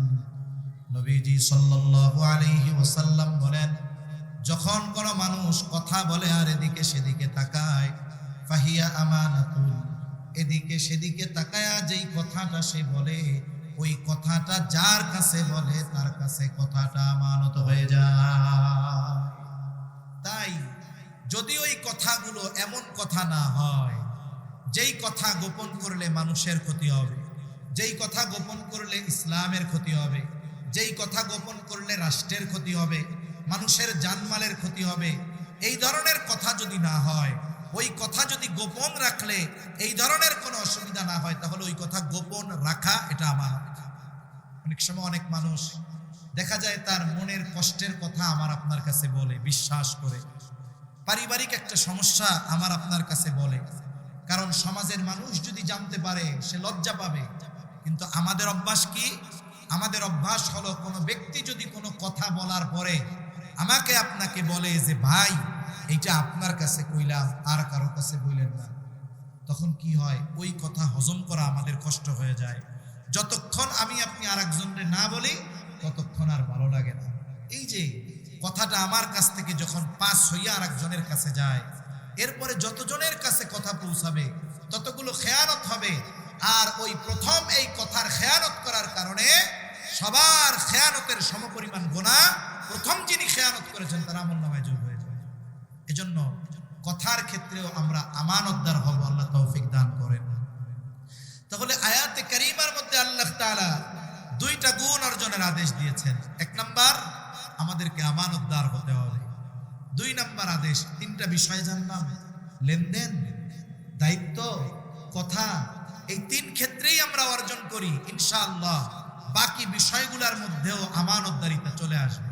এবার আসেন দ্বিতীয় গুণ। আল্লাহ তাআলা বলেন, ওয়াইদা হাকামতুম বাইনান নাসি আন তাহকুমু বিল আদল। আল্লাহ তাআলা বলেন, তোমরা যখন মানুষের মধ্যে বিচার আচার করবা, ন্যায় বিচার করবা। প্রথম কথা হতে পারে, অনেকে বলতে পারে হুজুর কি বলেন, আমরা কি বিচারক নাকি? আমরা কি জজ কোর্ট, সুপ্রিম কোর্টের বিচারক নাকি? বিষয়টা হলো প্রত্যেকটা মানুষ জীবনের কোনো না কোনো সময় বিচারকের ভূমিকায় উত্তীর্ণ হয়। অনেক সময় পরিবারের মধ্যে দুই সন্তানের মধ্যে দ্বন্দ্ব, দেখা যায় এই জায়গায় বিচারকের ভূমিকায় থাকেন বাবা। অনেক সময় এমনও দেখা যায় দুই সন্তানের মধ্যে বিচার করতে গিয়ে ওই জায়গায় বাবা ন্যায় বিচার নয় বরং অবিচার করে বসে। অনেক ক্ষেত্রে এমনও হয় যেই সন্তানের উপার্জন বেশি, অপরাধ তার হওয়ার পরেও ওই যে উপার্জন করে বেশি, এই জন্য বাবা ওই সন্তানের পক্ষাবলম্বন করে। পারিবারিকভাবে যদি কোনো সময় বিচারের দায়িত্ব আসে, সন্তানদের মধ্যে বিচার করার ক্ষেত্রেও বাবা অবিচার করতে পারবে না। সামাজিকভাবে অনেক সময় বিচারের দায়িত্ব আসে, আমাদের গ্রাম অঞ্চলগুলোর মধ্যে আছে, গ্রামের সালিশ বিচার হয়। অনেক সময় দেখা যায় মানুষেরা এই জায়গায় অবিচার করে। এক কথায় পারিবারিকভাবে হোক, আত্মীয় স্বজনের মাঝে হোক, গ্রামের হোক, অথবা কাউকে যদি আল্লাহ তাআলা রাষ্ট্রীয়ভাবে বিচারকের দায়িত্ব দেয়, অবশ্যই অবশ্যই প্রত্যেক জায়গায় ন্যায় বিচার করতে হবে। বিচার প্রার্থী যদি আমার দুশ্মন হয়, বিচার প্রার্থী যদি অমুসলিম হয়, বিচার প্রার্থী তার প্রতি যদি আমার কোনো বিদ্বেষ অন্তরে থাকে, খবরদার, যখন বিচার আমার কাছে চাইতে আসবে ওই সময় ওই বিদ্বেষের কারণে অবিচার করা যাবে না, ওই সময়ও ন্যায় বিচার করার আদেশ আল্লাহ দিয়েছে। আল্লাহ তাআলা কুরআনুল কারীমের মধ্যে বলেন, ওয়ালা ইয়াজরিমান্নাকুম শানাআনু কওমিন আলা আল্লা তা'দিলু ই'দিলু হুয়া আকরাবু লিত্তাকওয়া। কোন সম্প্রদায়ের প্রতি বিদ্বেষ যেন তোমাদেরকে অবিচারে উৎসাহিত না করে, উদ্বুদ্ধ না করে। কোন সম্প্রদায় বা কোন ব্যক্তি যদি এমনও আসে, সে অমুসলিম হোক, কারণ রাসূল সাল্লাল্লাহু আলাইহি ওয়াসাল্লাম বিচার করছেন। বিচারের কিছু তো মূলনীতি আছে। অনেক সময় দেখা যায় প্রকৃত হকদার এভিডেন্স, দলিল প্রমাণ, সাক্ষী উপস্থাপনে ব্যর্থ হওয়ার কারণে সে হক বঞ্চিত হয়, কিন্তু বিচারকের কিছু করার নাই।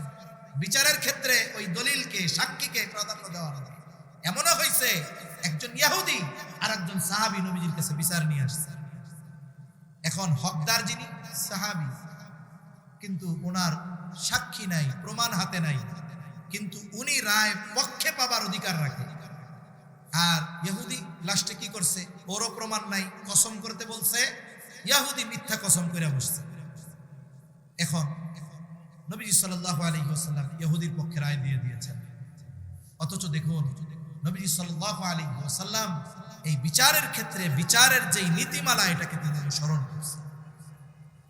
তাই কোন শত্রু যদি আমার কাছে ন্যায় বিচারের জন্য আসে, আমি খবরদার তার প্রতি বিদ্বেষ, তার প্রতি শত্রুতার কারণে আমি আপনি অবিচারে উদ্বুদ্ধ হব না, বরং ওই শত্রুকেও ন্যায় বিচার পাবার অধিকার দিয়েছেন আল্লাহ রাব্বুল আলামিন। এখন তো এমন জামানা, ন্যায় বিচার কইরা প্রমোশন পাওয়া যায় না, অবিচার করলে প্রমোশন পাওয়া যায়। বাংলাদেশের একটা পত্রিকায় খবর আসছে যে 5 জন বিচারক তারা পদোন্নতি পেয়েছেন শুধুমাত্র অবিচার করার কারণে। মানে সরকার যারা ছিল তাদের পছন্দসই যখন রায় দিছে, খুশি হইয়া তাদেরকে প্রমোশন দিছে। তাই এরা চিন্তা করে ন্যায় বিচার করলে প্রমোশন হয় না, তাই ন্যায় বিচার করার দরকারটা কি, আমি অবিচার করেই প্রমোশন লাভ করি। কোন জায়গায় আমরা আছি? ন্যায় বিচারের আশা কোথায় করব, যেখানে বিচারক প্রমোশনের আশায় অবিচার করার জন্য বসে থাকে। অথচ নবীজি সাল্লাল্লাহু আলাইহি ওয়াসাল্লাম নিজে ন্যায় বিচার করছেন। ন্যায় বিচারক যারা হবে তাদের পুরস্কারের কথা জানিয়েছেন।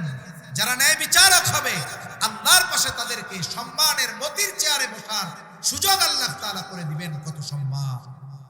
শাসকও যদি ন্যায় বিচার হয় আরশের ছায়ায় স্থান পাবে। অথচ আফসোস, নবীজির ওই শেখানো ন্যায় বিচার আজকে দুনিয়ার কোথাও নাই, কোথাও ন্যায় বিচার নাই। যদি ন্যায় বিচার থাকতো আজকে গাজার ওই নিরহ মানুষগুলো অবরুদ্ধ অবস্থায় ক্ষুধার যন্ত্রণায় চিকিৎসার অভাবে মরা লাগতো না। আজকে যদি পৃথিবীতে ন্যায় বিচার থাকতো তাহলে ওই জালেমরা একেবারে বিনা কারণে ইরানের উপরে হামলা করতে পারতো না। আজকে পৃথিবীতে ন্যায় বিচার নাই। অথচ নবীজি সাল্লাল্লাহু আলাইহি ওয়াসাল্লাম ন্যায় বিচারের সবচাইতে বড় উপমা, নবীজি ন্যায় বিচার করেছেন, সাহাবায়ে কেরামকে ন্যায় বিচারে উদ্বুদ্ধ করেছেন, সাহাবায়ে কেরামও ন্যায় বিচার করেছেন। ধারাবাহিকতার ক্রমান্বয়ে একটা সময় পর্যন্ত ন্যায় বিচার হয়েছে, সময়ের সাথে সাথে এই ন্যায় বিচার হারায় গেছে। কিন্তু ওই সোনালী যুগের ওই আখলাক আর ওই চরিত্র যদি শাসকদের মধ্যে থাকতো, মানুষদের মধ্যে থাকতো, বিচারকদের মধ্যে থাকতো, তাহলে সমাজের মানুষ হক বঞ্চিত হতো না, জুলুমের শিকার হতো না। ন্যায় বিচার নাই বিদায় 7 মার্ডার করেও জেলের মধ্যে একেবারে জামাই বাবুর মতো থাকা যায়। ন্যায় বিচার নাই বিধায় ইসলামের পক্ষে কথা বলার কারণে কোনো অপরাধ নাই, এরপরেও ফাঁসির কাস্টে ঝুলানোর চেষ্টা করা হয়, ঠিক কিনা বলেন? অথচ সাহাবায়ে কেরাম ছিলেন ন্যায় বিচারের উত্তম দৃষ্টান্ত। নবীজি তাদেরকে শিখায় দিয়েছেন। একটা দুইটা ঘটনা ইতিহাস থেকে শোনায়া আমি আমার কথা শেষ করে দিব অল্প সময়ের মধ্যে। খলিফাতুল মুসলিমিন হযরত ওমর রাদিয়াল্লাহু তাআলা আনহু ন্যায় বিচারের এক অনন্য দৃষ্টান্ত স্থাপন করেছেন। ইতিহাস থেকে একটা ঘটনা আপনাদের শোনাই। একবার উনি গেছেন বাজারে একটা ঘোড়া কেনার জন্য। এক অমুসলিম তার কাছ থেকে তিনি একটা ঘোড়া কিনছেন। দেখে শুনে যাচাই বাছাই করে ঘোড়াটা কিনলেন, মূল্য পরিশোধ করলেন।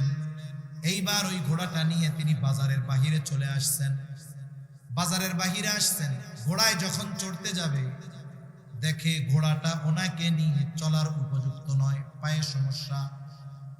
আবার তিনি বাজারের মধ্যে ফিরে আসলেন, ইহুদিকে বলতেছে, তুমি আমাকে খারাপ ঘোড়া দিয়েছো, তোমার ঘোড়া পায়ে সমস্যা, এটা আমার নিয়ে চলতে পারে না, ফেরত নাও। ইহুদি এইবার বলে, না, আমি তো আপনারে ভালো ঘোড়া দিছি। খলিফাতুল মুসলিমিন বলতেছে, না, তুমি আমারে খারাপ ঘোড়া দিয়েছো। এইখান থেকে একটা দৃষ্টান্ত নেওয়া যেতে পারে। পৃথিবীর অনেক মানুষ ভয় পায়, বলে ইসলাম যদি রাষ্ট্র পরিচালনার দায়িত্বে আসে, খেলাফত যদি প্রতিষ্ঠিত হয়ে যায়, তাহলে এই দেশে অন্যান্য ধর্মের লোক থাকতে পারবে না। অথচ দেখুন ইতিহাস বলে প্রায় অর্ধজাহানের শাসক খলিফাতুল মুসলিমিনের সাথে ঘোড়া কেনা বেচাকে কেন্দ্র করে তর্কাতর্কিতে জড়ায় গিয়েছে একজন ইহুদি, অথচ খলিফার পক্ষে একজন ব্যক্তি দাঁড়ায়াও ওই খলিফার পক্ষে দাঁড়ায়া ইহুদিকে থ্রেট দেয় নাই, ভয় দেয় নাই, হুমকিও দেয় না। এর দ্বারা বোঝা যায় গোটা পৃথিবীতে যদি ইসলাম প্রতিষ্ঠিত হয় তাহলে অমুসলিম যারা আছে তারাও অধিকার পাবে, তারাও তাদের হকের কথা বলতে পারবে, তারাও তাদের অধিকার ফিরে পাবে। ঠিক কিনা বলেন? ইসলাম ছাড়া দুনিয়ার কোন জীবন দর্শন কোন মানুষকেই তার পরিপূর্ণ অধিকার দিতে পারবে না, এটাই চূড়ান্ত। হযরত ওমর রাদিয়াল্লাহু তাআলা আনহুর সাথে তার তর্কাতর্কি চলতেছে। এক পর্যায়ে হযরত ওমর রাদিয়াল্লাহু তাআলা আনহু বললেন, তোমার আর আমার মধ্যে এই বিষয়টা ফয়সালা করার জন্য তৃতীয় আরেকজনকে বিচারক হিসাবে সাব্যস্ত করো, ফয়সালাকারী হিসাবে সাব্যস্ত করো, যিনি তোমার আর আমার মধ্যে এই বিষয়ের মীমাংসা করে দিবে। ওই সময় মুসলমানদের এই ন্যায়পরায়ণতা এতটা খ্যাতি ছিল যে ইহুদি তার ধর্মের কাউকে বিচারক হিসাবে সাব্যস্ত করে নাই, ফয়সালাকারী হিসাবে গ্রহণ করে নাই, বরং মুসলমানদের মধ্য থেকে একজন এসে এই বিষয়ের ফয়সালাকারী হিসাবে বেছে নিল। তার নাম হলো শুরাই। শুরাইকে দেখা বলে খলিফাতুল মুসলিমিন, এই শুরাই আমার আর আপনার মধ্যে সমাধান করে দিবে। ইহুদির দৃঢ় বিশ্বাস তিনি অর্ধজাহানের শাসক হতে পারে, কিন্তু বিচার করার সময় শুরাই শাসককে এটা দেখবে না, সে ওখানে নিয়ে বিচার করে। এই আস্থা অমুসলিমদের ও মুসলমানদের উপরে ছিল। এইবার শুরাই দুইজনের কথাই শুনতেছেন। হাদিসের মধ্যে আসছে বিচারকদের যেই নির্দেশনা নবীজি দিয়েছেন, তিনি সুপ্রিম কোর্টের হোক আর জজ কোর্টের হোক আর পরিবারের আর সামাজিক যেই জায়গার বিচারক হোক না কেন, বিচারকের একটি নির্দেশনা যে বিচারক বাদী বিবাদী উভয়ের কথা সমগুরুত্ব দিয়ে শুনবে, উভয়ের কথা সমগুরুত্ব দিয়ে শুনতে হবে। আমাদের দেশে কি হয়, বাদী যদি শক্তিশালী পক্ষ হয় বিবাদীর কোনো কথা বিচারক শুনেই না। এইবার বিবাদী যদি শক্তিশালী হয়, বাদী যদি দুর্বল হয়, ওর কোনো কথা বিচারক শোনেই না, পাত্তাই দেয় না। উল্টা আরো কয়, কত বড় সাহস, আপনি ওনার বিরুদ্ধে বিচার করছেন, মামলা করছেন, জানেন উনিকে, পারলে বিচারক বিবাদীরে তেল দিয়ে রাখেন। অথচ ইসলাম কি বলে, বাদী বিবাদী উভয়ের কথা সমগুরুত্ব দিয়ে শুনতে হবে। এরপরে বিচারক একেবারে নিরপেক্ষভাবে যাচাই বাছাই করে ফয়সালা দিবেন। দুইজনের কথাই উনি শুনছেন। এরপরে তিনি বলতেছেন, খলিফাতুল মুসলিমিন আপনি কি চান, আপনার চাওয়াটা কি? খলিফাতুল মুসলিমিন বলে, আমার চাওয়া হলো সে এই ঘোড়াটা ফেরত নিবে। শুরাই বলে, খলিফাতুল মুসলিমিন সে এই ঘোড়াটা ফেরত নিতে বাধ্য, তবে আপনি যখন তার কাছ থেকে ঘোড়া কিনলেন, কেনা বেচা হয়ে গেল, আপনি তখন কেমন ঘোড়া নিয়েছেন? বলে, যখন ঘোড়া নিয়েছি কোনো সমস্যা ছিল না। সমস্যা কোথায় গিয়া ধরা পড়ছে? বলে, বাজার থেকে বাহিরে গিয়া যখন আমি ঘোড়ায় আরোহণ করতে গিয়েছি তখন ঘোড়ায় সমস্যা ধরা পড়ছে। তার মানে কেনা বেচার মজলিসের মধ্যে সমস্যা ধরা পড়ে নাই, বাজারের মধ্যেও ধরা পড়ে নাই, ধরা পড়ছে বাহিরে গিয়া। এখন শুরাই বলতেছে, খলিফাতুল মুসলিমিন সে ঘোড়া ফেরত নিতে বাধ্য। আপনি যা তার হাত থেকে যেমন ঘোড়া বুঝে নিয়েছেন, অবশ্যই তার হাতে তেমনটাই ফেরত দিতে হবে। আপনিই তো বলছেন তার কাছ থেকে ভালোটা বুঝে নিছেন, সমস্যা ধরা পড়ছে বাজারের বাইরে গিয়া, তাহলে সেও ফেরত নিতে বাধ্য। তবে আপনি যেমনটা আপনার কথায় বুঝে নিয়েছেন তেমনটা তার হাতে ফেরত দিতে হবে। এই যে বিচারের রায় ফয়সালা খলিফাতুল মুসলিমিনের পক্ষে না বিপক্ষে? জোরে বলেন না, পক্ষে না বিপক্ষে? এই দেশের কোন বিচারক সরাসরি যিনি রাষ্ট্রপ্রধান তার বিপক্ষে রায় দেওয়ার সাহস রাখে? কোন বাপের বেটা আছে? কোন বিচারক আছে? নাই। বরং চিন্তা করবে, ওরে তুই ওর বিরুদ্ধে বিচার চাইলি, তুই তো বাইসা আসছ, তোর কপাল ভালো। অনেক সময় মামলা করতে যায় জালেমের বিরুদ্ধে, ওইখান থেকে কি কয় জানেন? তুই যে বাইসা আসছ এটাই তো তোর কপাল, আবার মামলা করতে আইসস, ভাগ ভাগ ভাগ। তাহলে বলেন তো এই জায়গায় ন্যায় বিচার আশা করার কোনো সুযোগ আছে? আহা, খলিফাতুল মুসলিমিন চুপ হয়ে গেছে। একটু পরেই বলতেছে, হ্যাঁ সুরাই, এটা ন্যায় বিচার। এই যে ন্যায় বিচার করলো, খলিফার বিপক্ষে রায় গেল, ন্যায় বিচার করলো, পুরস্কার কি? হযরত ওমর রাদিয়াল্লাহু তাআলা আনহু বলে, সুরাই আজই চলে যাও কুফায়, কুফার প্রধান বিচারকের পদ শূন্য, আমি তোমাকে আজকে থেকে কুফার প্রধান বিচারক হিসেবে নিয়োগ দিয়ে দিলাম। সুরাই ন্যায় বিচার করেছে, ফয়সালা খলিফার বিপক্ষে গেছে, খলিফা হুমকি ধামকি কিছু দেয় নাই, বরং এই ন্যায় বিচারের প্রতিদান হিসাবে, পুরস্কার হিসাবে তাকে কুফার প্রধান বিচারক হিসাবে নিয়োগ দিয়ে দিয়েছে। ইতিহাসের অনন্য দৃষ্টান্ত তারা রেখে গেছে ন্যায় বিচারে। আর সুরাই ওই কুফার প্রধান বিচারকের আসনে বসে ইতিহাসের অনেক ঐতিহাসিক রায় তিনি প্রদান করেছেন।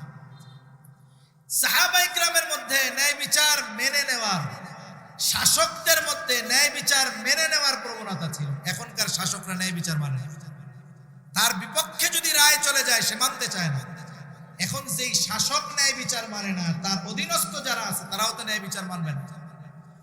আর বিচারক চিন্তা করবেন, শাসকের বিপক্ষে গেলে প্রমোশন তো বহুদূর, জীবন চলে যাওয়ার আশঙ্কা আছে, এই জন্য তারাও ন্যায় বিচার করে না। তাই ন্যায় বিচারক দরকার, ন্যায় বিচার দরকার। সাহাবায়ে কেরামের দৃষ্টান্ত ছিল এরকম। আমার আপনার নবীজি ন্যায় বিচারক হিসাবে কেমন ছিলেন? একটা হাদিস মিলাই আমি আলোচনা শেষ করে দিব।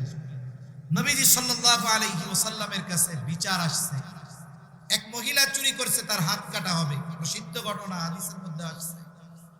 মহিলা কুরাইশ বংশের, মাখজুম গোত্রের মহিলা। কুরাইশ বংশের তিনটা শাখা ছিল, একটা হলো হাশেমি, একটা উমাইয়া, আর একটা মাখজুম। কুরাইশ বংশের হাশেমি গোত্র এটা পৃথিবীর মধ্যে সবচাইতে উত্তম গোত্র। এই কুরাইশ বংশের হাশেমি শাখায় আমার আপনার নবী জন্ম নিয়েছেন।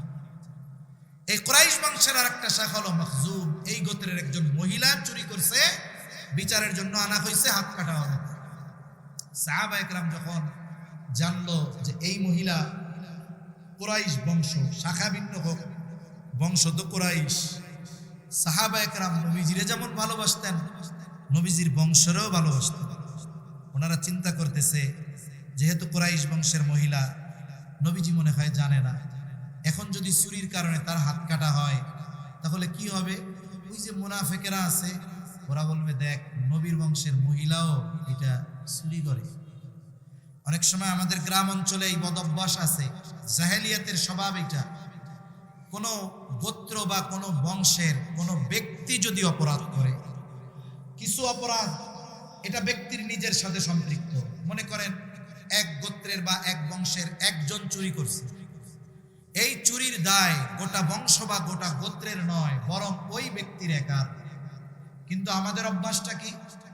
পরের দিন যখন বাজারে ওই চুরি যে করছে ওর গোত্রের কোনো মানুষ যখন বাজারে যায়, আমরা কি করি?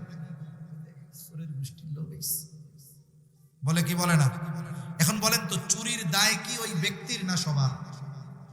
ওই ব্যক্তির। এই যে আমরা যখন ওই দায়টা, ওই দোষটা গোটা গোত্রের উপরে চাপায় দেই, এই অভ্যাসটা ছিল ইহুদিদের, এই অভ্যাসটা ছিল মুনাফিক। আমরা এই কাজটা কখনো করব না। এখন সাহাবায়ে কেরাম ওই চিন্তা করতেছে যে ওই মুনাফিকরা, ওরা তো বলা বলি করবে, দেখ নবীর গোষ্ঠী কুরাইশ বংশের মহিলাও চুরি করে, এটা হাত কাটছে, চুরির অপরাধ। এই আবেগ, এই মহব্বত থেকে চিন্তা করলেন নবীজির কাছে একটু জানানো দরকার, সুপারিশ করা দরকার, এর শাস্তিটা একটু কমানো যায় কি। নবীজির কাছে গিয়ে কে বলবে যে এই মহিলা কুরাইশ বংশের মহিলা, গোত্র মাখজুম। চিন্তা করলেন নবীজির কাছে খবরটা তো পৌঁছানো দরকার, আগে জানানো দরকার, যিনি অপরাধী, যিনি চুরি করছেন তিনি কুরাইশ বংশের মহিলা, এতটুকু জানানো দরকার। খবরটা কারে দিয়ে দেওয়া যায়? ওসামা রাদিয়াল্লাহু তাআলা আনহু, যায়েদ রাদিয়াল্লাহু তাআলা আনহুর ছেলে, ছোট মানুষ তখন। ওনারে কয়েকজন রাইকা বলে, তুমি যাও তোমার নানার কাছে গিয়ে বলবা, নানা যেই মহিলা চুরি করছে উনি কুরাইশ বংশের মাখজুম গোত্রের মহিলা। ছোট মানুষ, যা শিখাই দিছে হুবহু এইটাই যায় বলছে। ছোট মানুষদের অনেক সময় আমরা মিথ্যা শেখাই, ওরা মিথ্যা শিখে না, আমরা শেখাই। অনেক সময় কি হয়, ছোট বাচ্চা একদিন মাদ্রাসায় অথবা স্কুলে আসে নাই, এখন পরের দিন আসতে ভয় পায় যে যাওয়ার পরে যদি হুজুর একটু শাসন করে মাইর দেয়। এখন বাড়ি থেকে স্বাভাবিকভাবে, দেখুন মিথ্যাটা আমরা স্বাভাবিক মনে করি, মা শিখায় দেয়, তুমি যে বলবা হুজুর কিছু বললে বলবা যে আমার কালকে পেটে ব্যথা ছিল তাই আসি নাই। এটাকে কিন্তু মিথ্যা মনে করে নয়, ও যেন যায়, একটা বাহানা ওরে শিখাইয়া দিল। ছোট মানুষ না, গেছে শিক্ষক দাঁড়া করাইছে, কি ব্যাপার গতকাল আসো নাই কেন? তখন ও কান্দা কান্দা কয় হুজুর আমার পেটে ব্যথা ছিল। হুজুরও চালাক, তোমার যে পেটে ব্যথা ছিল কে কইছে? কই হুজুর আম্মু কইছে, হুজুর আম্মু কইছে। তা এই যে মজার ছলে অনেক সময় আমরা বাচ্চাদের মিথ্যায় অভ্যস্ত করে ফেলি, এটা করা যাবে না, কারণ এরা মাসুম, এরা বুঝে না, যা শিখাই দিবে তাই বলবে। হযরত উসামা রাদিয়াল্লাহু তাআলা আনহু নবীজির কাছে গিয়ে বলতেছে, নানা সাল্লাম তখন বললেন, তোমরা কি আমাকে এমন বিষয়ের জন্য সুপারিশ করতেছ যেই বিষয়ের শাস্তি কার্যকর করার আদেশ দিয়েছেন আল্লাহ, যেই বিষয়ের চূড়ান্ত ফয়সালা দিয়েছেন আল্লাহ, এমন বিষয়ের জন্য তোমরা সুপারিশ করতেছ? এইবার নবীজি খুতবা দিলেন। নবীজি খুতবার মধ্যে বললেন, তোমাদের পূর্বে আল্লাহ তাআলা অনেক সম্প্রদায়কে এই কারণে ধ্বংস করে দিয়েছেন যে তাদের মধ্যে যখন কোনো শরীফ মানুষ, উচ্চ বংশীয় মানুষ, প্রভাবশালী মানুষ চুরির অপরাধে আটক হতো, তাকে ছেড়ে দেওয়া হতো, শাস্তি দেওয়া হতো না। কেন? ইনি সম্ভ্রান্ত ব্যক্তি, সম্ভ্রান্ত বংশের মানুষ, চুরির কারণে এনারে শাস্তি দেওয়া যাবে না, এনার মান ইজ্জত প্রেস্টিজ নষ্ট হয়ে যাবে। এই যে সম্ভ্রান্ত ব্যক্তি শরীফ মানুষ হওয়ার কারণে ছেড়ে দেওয়া হতো। আবার যখন কোনো দুর্বলকে চুরির অপরাধে আটক করা হতো, তার উপরে শাস্তি কার্যকর করা হতো। তার মানে একই অপরাধ, ব্যক্তি পরিবর্তনের কারণে ফয়সালার পরিবর্তন হয়ে যাইত। প্রভাবশালী ব্যক্তি চুরি করছে, তাকে সসম্মানে ছেড়ে দেওয়া হতো, বরং তার চুরির কথা প্রকাশ করা হইতো না। আর একজন দুর্বল ব্যক্তি একই অপরাধে তার উপরে শাস্তি কার্যকর করা হতো। নবীজি বলেন, এই অবিচারের কারণে আল্লাহ তাআলা অতীতের অনেক সম্প্রদায়কে ধ্বংস করে দিয়েছে। এরপরে নবীজি সাল্লাল্লাহু আলাইহি ওয়াসাল্লাম বলেন, আল্লাহর শপথ, যদি মুহাম্মাদের কন্যা ফাতেমাও চুরি করত, লাকাতাতু ইয়াদাহা, আমি দেখতাম না যে সে খাতুনে জান্নাত, সে আমার কন্যা, এই সমস্ত কিছু আমি কিছুই দেখতাম না। নবীজি বলেন, অবশ্যই অবশ্যই চুরির কারণে মুহাম্মাদের কন্যা ফাতেমার হাতটাও আমি কেটে দিতাম। নবীজি সাল্লাল্লাহু আলাইহি ওয়াসাল্লাম এই ন্যায় বিচারের শিক্ষা, এই ন্যায় বিচারের দৃষ্টান্ত আমাদের শিখায় গেছেন। কিন্তু আফসোস, আজকে গোটা পৃথিবীর কোথাও এই ন্যায় বিচার নাই, অবিচারে ভরা, যার কারণে পৃথিবীতে শান্তির যত চেষ্টা করা হোক না কেন, পশ্চিমকালেও শান্তি আসবে। এখন বলতে পারেন, হুজুর আমরা এই সাতকানিয়ায় বৈশা ন্যায় বিচার আমানতদারিতা অর্জন করব কেমনে? ভাই, প্রত্যেকটা বিষয় ব্যক্তি থেকে শুরু। আমি চিন্তা করব, আমি আমাকে আমানতদার হিসাবে গড়ে তুলব, আমি আমাকে ন্যায় বিচারক হিসাবে গড়ে তুলব। এখন যদি আমি এই চিন্তা করি, 10 জনে যদি এই চিন্তা করি, তাহলে 10 জন মিলে তো আর আমি থাকবে না, তখন হবো আমরা। সমাজের মানুষ যদি আমানতদার ন্যায় পরায়ণ হয়ে যায়, ওই সমাজে আল্লাহর রহমত আসবে। আর এই দুই বিষয়ের ওয়াজ বা নির্দেশ করার পরে আল্লাহ তাআলা কেমন যেন বলে, বান্দা এই এত সুন্দর ওয়াজ করলাম, এই দুইটা বিষয়কে স্বয়ং আল্লাহ নিজে সুন্দর ওয়াজ বলেছেন। আল্লাহ তাআলা বলেন, ইন্নাল্লাহা নি'মা ইয়াইদুকুম বি, আল্লাহ কতই না সুন্দর ওয়াজ তোমাদেরকে করলেন। এজন্য বুজুর্গানে দিন বলেন, প্রকৃতপক্ষে সুন্দর মানুষ হওয়ার জন্য এই গুণগুলো অর্জন করা দরকার। কারণ আল্লাহ তাআলা আমানতদারিতা আর ন্যায়পরায়ণতাকে স্বয়ং নিজে সুন্দর গুণ, সুন্দর ওয়াজ বলে অভিহিত করেছেন। সুবহান। এরপরে আল্লাহ বলেন, ইন্নাল্লাহা নি'মা ইয়াইদুকুম বি ইন্নাল্লাহা কানা সামিআন বাসীরা। কেমন যেন আল্লাহ বলে, বান্দা এত সুন্দর দুইটা ওয়াজ তোমাদের করলাম, এই ওয়াজের উপরে তোমরা আমল করো কি করো না, কি বলো না বলো, আমি আল্লাহ সব শুনি, আমি আল্লাহ সব দেখি। কেন? ইন্নাল্লাহা কানা সামিআন বাসীরা, নিশ্চয়ই আল্লাহ তাআলা সর্বশ্রোতা সর্বদ্রষ্টা। তাই আসুন আজকে থেকে আমরা আমাদের পরিবর্তনের মিশন শুরু করি, আজকে থেকে আমরা আমাদের নিজেদের পরিবর্তনের শুরু করি। আর এই পরিবর্তন হোক আল্লাহ তাআলা কর্তৃক ঘোষিত সুন্দর দুইটি গুণ অর্জনের মাধ্যমে। এক নাম্বার, প্রকৃত আমানতদার হই। দুই নাম্বার, ন্যায়পরায়ণ হই। আল্লাহ সুবহানাহু ওয়া তাআলা আমাদের সকলকে পরিপূর্ণ ন্যায়পরায়ণ আমানতদার হওয়ার তৌফিক দান করেন। সকলে জবান খুলে বলি আমিন। ওয়া আখিরু দাওয়ানা আলহামদুলিল্লাহি রাব্বিল আলামিন। আসসালামু আলাইকুম ওয়া রাহমাতুল্লাহি ওয়া বারাকাতুহু।